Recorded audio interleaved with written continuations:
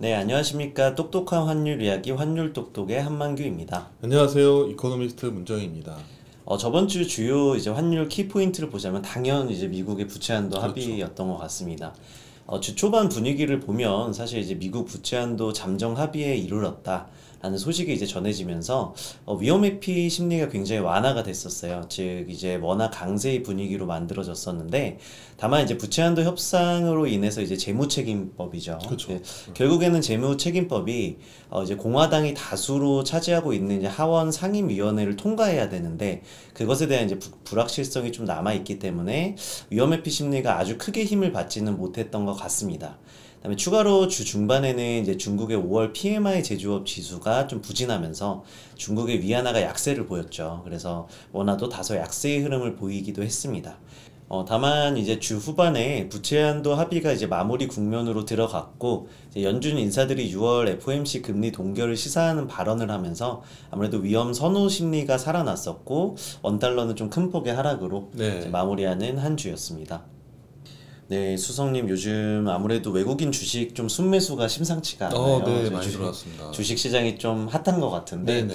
요것에 대해서 좀 이야기해 주시고 주식이 굉장히 한국 쪽은 많이 오르고 있는데 원화가 이에 어떤 영향을 줄지 한번 네, 말해주시죠. 지난 한 주 동안에 외국인 주식 순매수가 상당히 많이 들어왔어요. 네. 주간으로 한 2조 원 이상 들어왔기 때문에 네. 상당히 많이 들어왔습니다. 특히 이제 미국의 부채 한도 합의 진전 소식이 나오면서 네. 월요일에만 한 9천억 원 이상 들어왔고 그 이후로도 꾸준히 이제 유입이 됐었는데 특히 외국인 주식 순매수는 주로 반도체 쪽으로 많이 들어왔던 것 같아요. 삼성전자나 맞습니다. 하이닉스. 근데 지난주에 나왔던 5월 수출 보면은 반도체는 좀 부진했거든요. 네. 반도체 수출이 전년도월 대비 35% 감소했기 때문에 반도체 업황이나 이런 것들 수출은 상당히 부진해요. 근데도 불구하고 외국인이 주식을 순매수, 특히 반도체나 전기전자 업종을 순매수하는 부분은 아무래도 이제 업황 바닥에 대한 기대감이 좀 있는 것 같아요. 네.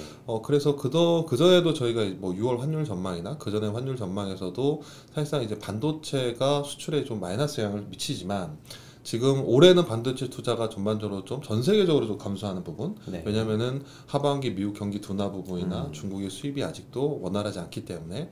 하지만 내년 같은 경우에 전 세계적으로 이제 금리 인상 사이클이 마무리되고 또 수요가 좀 살아날 것이다라는 부분들 때문에 반도체 가격이 좀 경쟁력을 좀 보이는 것 같고요. 네.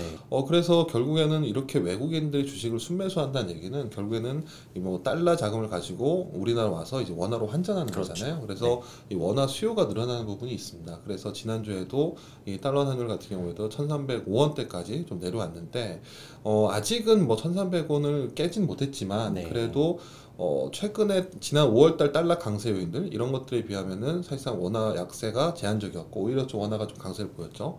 대표적으로 유로원 환율 같은 경우나 아니면은 엔원 환율 같은 경우 보면은 원화가 좀 강세 상당히 좀 보였다는 부분인 것 같아요. 네네. 그래서 이 반도체 업황 개선에 대한 기대감, 수출이 저점이다라는 그런 기대감 때문에 외국인 주식 순매수가 유입되고 이런 부분들이 외환시장 입장에서는 좀 큰 변화가 있지 않았나라고 봐야 될 것 같습니다.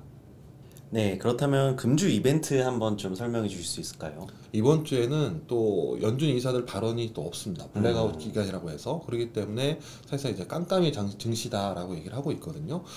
그래서 이번 주에 좀 주목할 부분은 아무래도 FMC에 영향을 미칠 만한 경제 지표들 보면은 미국의 ISM 서비스업 지수나 아니면 무역 수지도 있고요. 그 다음에 목요일날 같은 경우는 뭐 주간 실업수당 청구 건수 이런 것들이 좀 있어요. 그래서 다음 주에 있을 FMC를 앞두고 미국 경제 지표들이 얼마나 잘 나올 거냐 아니면 안 나올 거냐라는 부분인데 지금 ISM 같은 경우에는 제조업이 좀 부진했어요. 계속. 네. 거기다가 이제 서비스업도 좀 약해질 것이다라고 보고 있고 무역 수지는 뭐 적자 계속 늘어나고 있죠. 달러 네. 강세 때문에. 그리고 고용 지표 같은 경우에도 뭐 주간 실업수당 청구 건수가 23만 명을 넘어섰기 때문에 우리가 보통 20만 명이면 상당히 좋다라고 얘기하거든요. 그런데 23만 명 넘어가면은 고용도 약간의 좀 간극이 좀 있지 않느냐, 간격이 좀 나오지 않느냐 보기 때문에 이런 부분들은 사실상 FOMC에서는 좀 금리 동결을 좀 지지하는 요인이 될 수도 있습니다.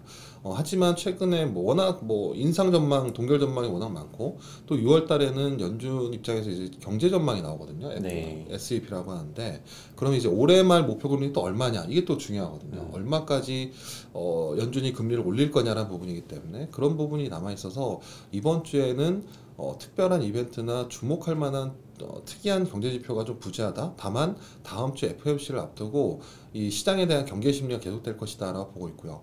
가장 중요한 바로미터는 아무래도 미국 국채 금리일 것 같아요. 금리가 여기서 더 오를 수 있느냐, 아니면은 동결 전망 때문에 더 내려가느냐라는 부분인데 고점을 보고 내려왔기 때문에 이번 주에는 좀 내려오지 않을까라고 보고 있어서 그런 부분은 이 달러에는 좀 약세 요인이 되지 않을까라고 보고 있습니다.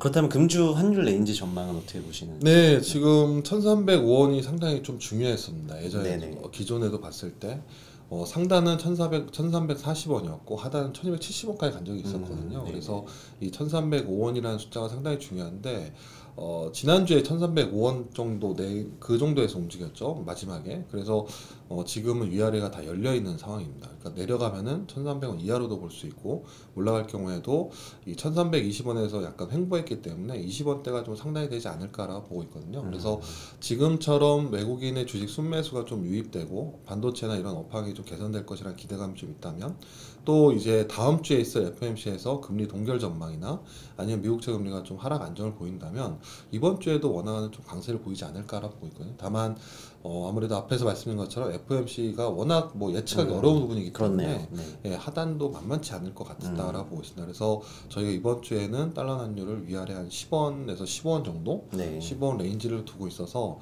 하단은 1290원, 상단 1320원 정도 움직일 거로 보고 있고요.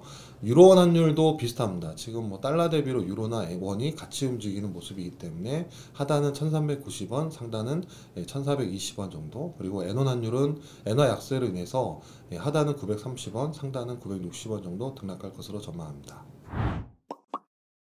네, 역시 이렇게 FOMC 직전에는 참 폭풍 전야 같은 이런 네. 시기가 있는 것 같습니다. 모두들 좀 주의하셔서 잘 대응하셨으면 좋을 것 같고요. 이상으로 똑똑한 환율 이야기 환율 똑똑이었습니다. 감사합니다.